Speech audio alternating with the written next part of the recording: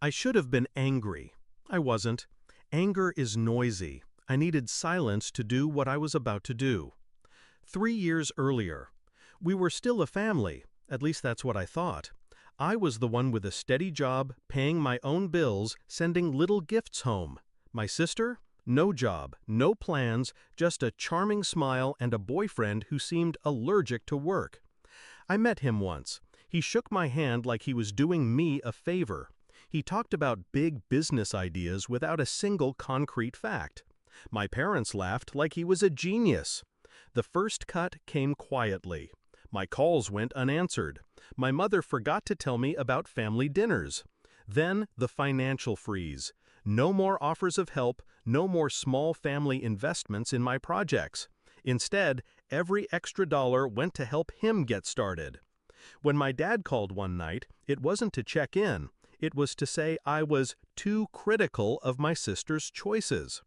The next week, I found out they'd co-signed a loan for him. The discovery. 6 months ago, a friend from my industry called me. He'd been approached by a young entrepreneur with a pitch that reeked of desperation. The name? My sister's boyfriend. The product? A carbon copy of one of my old proposals, something I'd shelved years ago because it wasn't ready. He was trying to sell my idea to investors, including one of my company's subsidiaries. The only thing he didn't know? I'd moved up since then, way up. The shift. I didn't confront him. I didn't warn my parents. Instead, I made a call. Not as the daughter they dismissed, but as the executive whose signature moved millions. It took 2 weeks to set it up, buying a controlling interest in the startup shell he'd created, quietly and through proxies. Another week to schedule the investor introduction over Zoom. I asked my assistant to keep my name off every document until the moment I chose. The night of the party. I wasn't there in person. I didn't need to be. The champagne, the music, the clinking glasses, they wouldn't drown me out when the time came. My sister and her boyfriend stood center stage in my parents' living room, smiling for the crowd.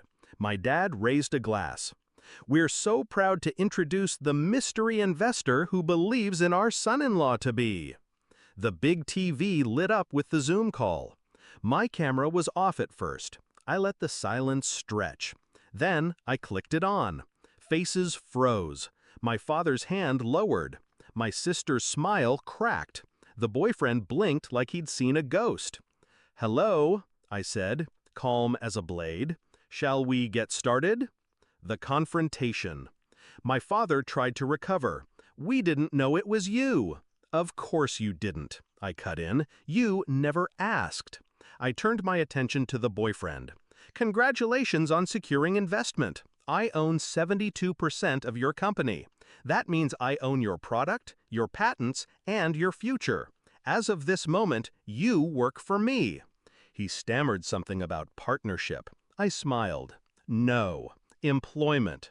And here's your first task. Hand over every file you've stolen." My sister's voice cracked. "You can't do this." I looked straight into the camera. I already have. The fallout.